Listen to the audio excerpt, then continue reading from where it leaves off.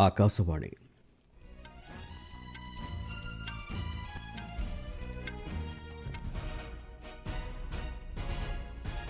संवाद पढ़ुछंती चंदन घोष।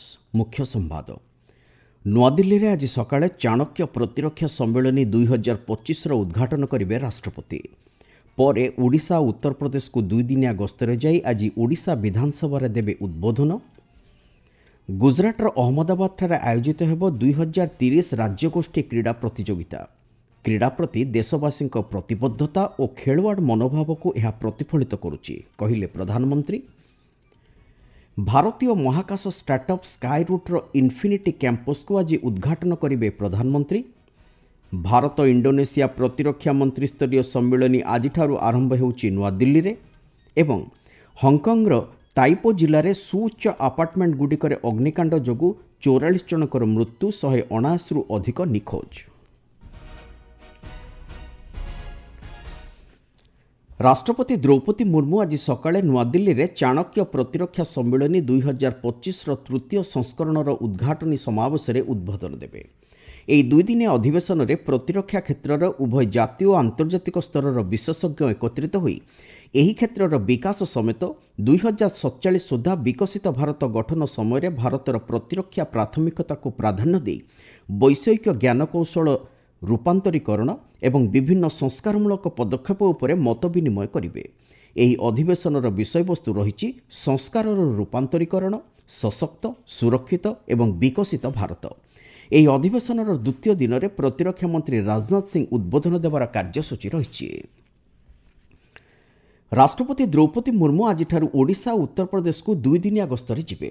ଆଜି ଭୁବନେଶ୍ୱରରେ ପହଞ୍ଚିବା ପରେ ରାଷ୍ଟ୍ରପତି ମୁର୍ମୁ ଓଡ଼ିଶା ବିଧାନସଭାର ଆଜିଠାରୁ ଆରମ୍ଭ ହେବାକୁ ଥିବା ଶୀତକାଳୀନ ଅଧିବେଶନରେ ଉଦ୍ବୋଧନ ଦେବାର କାର୍ଯ୍ୟସୂଚୀ ରହିଛି। ଓଡ଼ିଶା ବିଧାନସଭାକୁ ସମ୍ବୋଧନ କରିବାରେ ଦ୍ରୌପଦୀ ମୁର୍ମୁ ହେଉଛନ୍ତି ପ୍ରଥମ ରାଷ୍ଟ୍ରପତି। ରାଷ୍ଟ୍ରପତିଙ୍କ ଗସ୍ତକୁ ଦୃଷ୍ଟିରେ ରଖି ଭୁବନେଶ୍ୱରଠାରେ ଆବଶ୍ୟକ ପଦକ୍ଷେପ ନିଆଯାଇଛି। କମିଶନରେଟ୍ ପୁଲିସ ପକ୍ଷରୁ 15 ପ୍ଲାଟୁନ୍ ଫୋର୍ସ ମୁତୟନ କରାଯାଇଛି।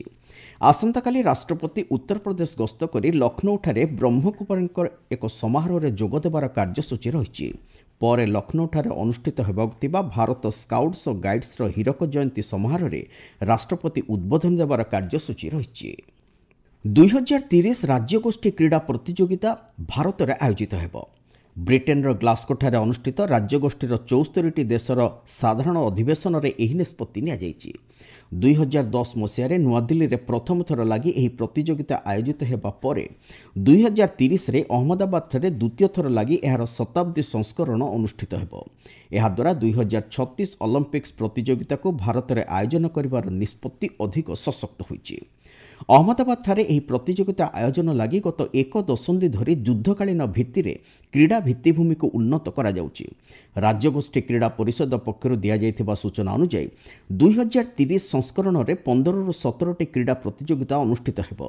तेबे आसंता वर्ष ए संपर्कित चूड़ांत तालिका प्रकाश पाइबो। 2030 राज्यगोष्ठी क्रीड़ा प्रतियोगिता अहमदाबाद ठारे आयोजन करने लगी भारत को अनुमति मिलिथिबारु प्रधानमंत्री नरेंद्र मोदी देशवासी को शुभेच्छा जणाइछन्ति। सामाजिक गणमाध्यम रे पोस्ट करी श्री मोदी कहिसन्ति 2030 शताब्दी राज्यगोष्ठी क्रीड़ा प्रतियोगिता भारत में आयोजन करने एक गर्व और आनंदर विषय। भारत को विश्वर क्रीड़ा मानचित्र रे एक स्वतंत्र स्थान रे स्थानित करने दिगरे यह होछि देशर मिलित प्रतिबद्धता एवं क्रीड़ा मनोभावर प्रतिफलन। वसुधैव कुटुंबकम वार्ता नहीं भारत उत्साहर सहित यह ऐतिहासिक क्रीड़ा महाकुंभ को आयोजन करने संगे संगे विश्व को स्वागत करने लगी अपेक्षा करी रहिछि बोली प्रधानमंत्री श्री मोदी उल्लेख करिसेंति। क्रीड़ा मंत्री मनसुख मांडव्य अहमदाबाद ठारे यह क्रीड़ा महाकुंभ आयोजन करने लगी भारत को अधिकार मिलिथिबारु एहाकु देश लगी एक सम्मानर मुहूर्त बोली अभिहित करिसेंति। एथिसहित 2047 सुद्धा भारत को क्रीड़ा क्षेत्र में एक शक्ति केन्द्र भाव गढ़ी तोलिबा दिगरे यह मार्ग उन्मुक्त करिबो बोली आशा व्यक्त करिसेंति। ଏହି ଅବସରରେ ସ୍ୱରାଷ୍ଟ୍ର ମନ୍ତ୍ରୀ ଅମିତ ଶାହ ଦେଶବାସୀଙ୍କୁ ଅଭିନନ୍ଦନ ଜଣାଇବା ସହିତ ଏହାକୁ ପ୍ରତ୍ୟେକ ନାଗରିକଙ୍କ ଲାଗି ଏକ ଗର୍ବର ମୁହୂର୍ତ୍ତ ଭାବେ ବର୍ଣ୍ଣନା କରିଛନ୍ତି। ଆପଣମାନେ ସମ୍ବାଦ ଶୁଣୁଛନ୍ତି ଆକାଶବାଣୀରୁ। प्रधानमंत्री नरेंद्र मोदी आज पूर्वाह्न भारतीय महाकाश startup Skyroot infinity campus को वीडियो कॉन्फ्रेंसिंग माध्यम उद्घाटन करेंगे। एसत प्रधानमंत्री कक्षपथ को उपग्रह उत्क्षेपण कर क्षमता रखिथिबा स्काई रूट प्रथम ऑर्बिटल रॉकेट ବିକ୍ରମ 1ର ଉନ୍ମୋଚନ କରିବେ।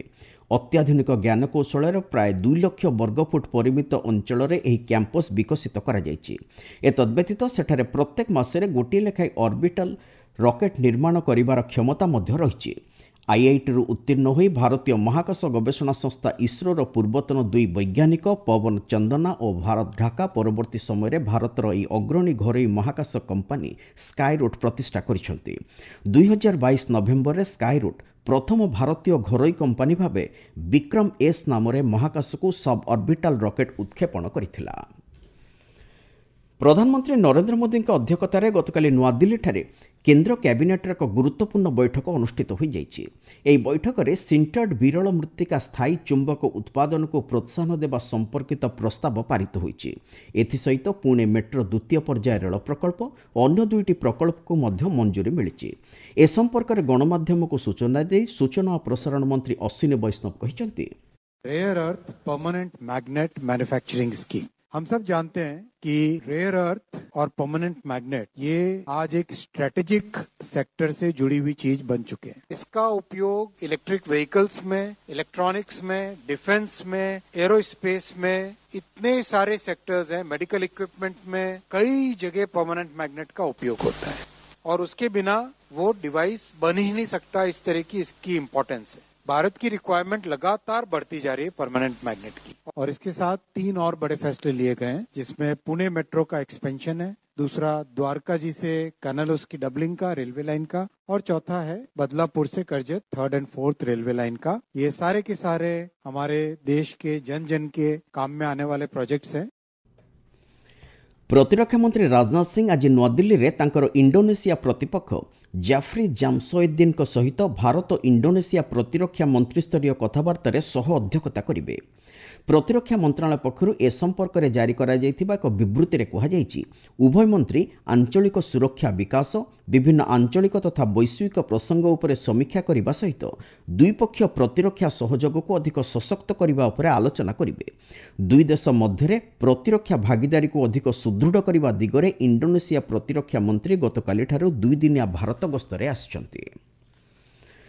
ଚଳିତ ଆର୍ଥିକ ବର୍ଷରେ ଦେଶରେ ମୋଟ ଖରିଫ ଖାଦ୍ୟଶସ୍ୟ ଉତ୍ପାଦନ 173.33 ମିଲିୟନ ଟନ୍ ହେବା ନେଇ ସରକାର ଆକଳନ କରିଛନ୍ତି।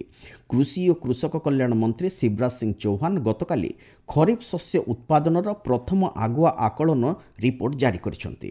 ମିଳିଥିବା ସୂଚନା ଅନୁଯାୟୀ 2025-26 ଆର୍ଥିକ ବର୍ଷରେ ଧାନ ଉତ୍ପାଦନ 124 ମିଲିୟନ ଟନ୍ ହୋଇଛି, ଯାହାକି ଗତବର୍ଷ ଖରିଫ ଋତୁର ଉତ୍ପାଦନଠାରୁ 1.73 ମିଲିୟନ ଟନ୍ ଅଧିକ।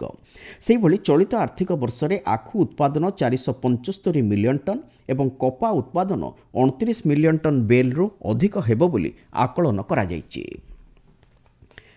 ହଂକଂର ତାଇପୋ ଜିଲ୍ଲାରେ ସୁଉଚ୍ଚ ଆପାର୍ଟମେଣ୍ଟଗୁଡ଼ିକରେ ଅଗ୍ନିକାଣ୍ଡ ଯୋଗୁଁ 44 ଜଣଙ୍କର ମୃତ୍ୟୁ ହୋଇଛି। 700ରୁ ଉର୍ଦ୍ଧ୍ୱ ଲୋକଙ୍କୁ ଅସ୍ଥାୟୀ ଆଶ୍ରୟସ୍ଥଳୀକୁ ସ୍ଥାନାନ୍ତର କରାଯାଇଥିବା ବେଳେ 279 ଜଣ ନିଖୋଜ ଥିବା ଜଣାପଡ଼ିଛି। ତେବେ ଅଗ୍ନିକାଣ୍ଡର ପ୍ରକୃତ କାରଣ ଏପର୍ଯ୍ୟନ୍ତ ଜଣାପଡ଼ିନାହିଁ।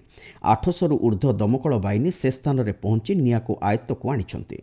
8ଟି ବ୍ଲକ ବିଶିଷ୍ଟ ପ୍ରାୟ 2000 ଆପାର୍ଟମେଣ୍ଟରେ 4800ରୁ ଉର୍ଦ୍ଧ୍ୱ ବ୍ୟକ୍ତି ରହୁଥିବା ସ୍ଥାନୀୟ ଗଣମାଧ୍ୟମ କହିଛି। ଏହି ଅଗ୍ନିକାଣ୍ଡ ଘଟଣାରେ ହଂକଂ ପୁଲିସ 3 ଜଣ ବ୍ୟକ୍ତିଙ୍କୁ ଗିରଫ କରିଥିବା ଜଣାପଡ଼ିଛି। ଦେଶର ବିଭିନ୍ନ ସ୍ଥାନରେ ଶୀତ ଲହରୀ ବୃଦ୍ଧି ପାଇଛି। ଭାରତୀୟ ପାଣିପାଗ ବିଭାଗ ହରିୟାଣା, ଚଣ୍ଡିଗଡ଼, ଦିଲ୍ଲୀ ଓ ହିମାଚଳ ପ୍ରଦେଶରେ ଘନ କୁହୁଡ଼ି ବୃଦ୍ଧି ପାଇବା ନେଇ ଅନୁମାନ କରିଛି। ସେହିଭଳି ପଞ୍ଜାବରେ ଶୀତର ପ୍ରଭାବ ବୃଦ୍ଧି ପାଇବାର ସମ୍ଭାବନା ରହିଛି। ଓଡ଼ିଶାର କେତେକ ସ୍ଥାନରେ ମଧ୍ୟ ରାତିର ସର୍ବନିମ୍ନ ତାପମାତ୍ରା ହ୍ରାସ ପାଇଛି। ଭୁବନେଶ୍ୱର ଆଞ୍ଚଳିକ ପାଣିପାଗ ବିଜ୍ଞାନ କେନ୍ଦ୍ରର ସୂଚନା ଅନୁଯାୟୀ ଆସନ୍ତା 2 ଦିନ ମଧ୍ୟରେ ସର୍ବନିମ୍ନ ତାପମାତ୍ରା 2ରୁ 3 ଡିଗ୍ରୀ ସେଲସିୟସ୍ ପର୍ଯ୍ୟନ୍ତ ହ୍ରାସ ପାଇବାର ସମ୍ଭାବନା ରହିଛି। ଜାତୀୟ ରାଜଧାନୀ ଦିଲ୍ଲୀ ଅଞ୍ଚଳରେ ବାୟୁ ପ୍ରଦୂଷଣ ଜାରି ରହିଛି। କେନ୍ଦ୍ର ପ୍ରଦୂଷଣ ନିୟନ୍ତ୍ରଣ ବୋର୍ଡ ପକ୍ଷରୁ ମିଳିଥିବା ସୂଚନା ଅନୁଯାୟୀ ଆଜି ସକାଳ 7ଟା ସୁଦ୍ଧା ଅଞ୍ଚଳର ବାୟୁ ଗୁଣବତ୍ତା ସୂଚକାଙ୍କ 346 ରେକର୍ଡ କରାଯାଇଛି। ମୁଖ୍ୟ ସମ୍ବାଦଗୁଡ଼ିକ ପୁଣି ଥରେ। ନୂଆଦିଲ୍ଲୀରେ ଆଜି ସକାଳେ ଚାଣକ୍ୟ ପ୍ରତିରକ୍ଷା ସମ୍ମିଳନୀ 2025ର ଉଦ୍ଘାଟନ କରିବେ ରାଷ୍ଟ୍ରପତି। ପରେ ଓଡ଼ିଶା ଓ ଉତ୍ତରପ୍ରଦେଶକୁ 2 ଦିନିଆ ଗସ୍ତରେ ଯାଇ ଆଜି ଓଡ଼ିଶା ବିଧାନସଭାରେ ଦେବେ ଉଦ୍ବୋଧନ। ଗୁଜରାଟର ଅହମ୍ମଦାବାଦଠାରେ ଆୟୋଜିତ ହେବ 2030 ରାଜ୍ୟଗୋଷ୍ଠୀ କ୍ରୀଡ଼ା ପ୍ରତିଯୋଗିତା। କ୍ରୀଡ଼ା ପ୍ରତି ଦେଶବାସୀଙ୍କ ପ୍ରତିବଦ୍ଧତା ଓ ଖେଳୁଆଡ଼ ମନୋଭାବକୁ ଏହା ପ୍ରତିଫଳିତ କରୁଛି, କହିଲେ ପ୍ରଧାନମନ୍ତ୍ରୀ। ଏବଂ ଭାରତୀୟ ମହାକାଶ ଷ୍ଟାର୍ଟଅପ୍ ସ୍କାଏ ରୁଟ୍ର ଇନଫିନିଟି କ୍ୟାମ୍ପସକୁ ଆଜି ଉଦ୍ଘାଟନ କରିବେ ପ୍ରଧାନମନ୍ତ୍ରୀ। ସମ୍ବାଦ ଶେଷ ହେଲା।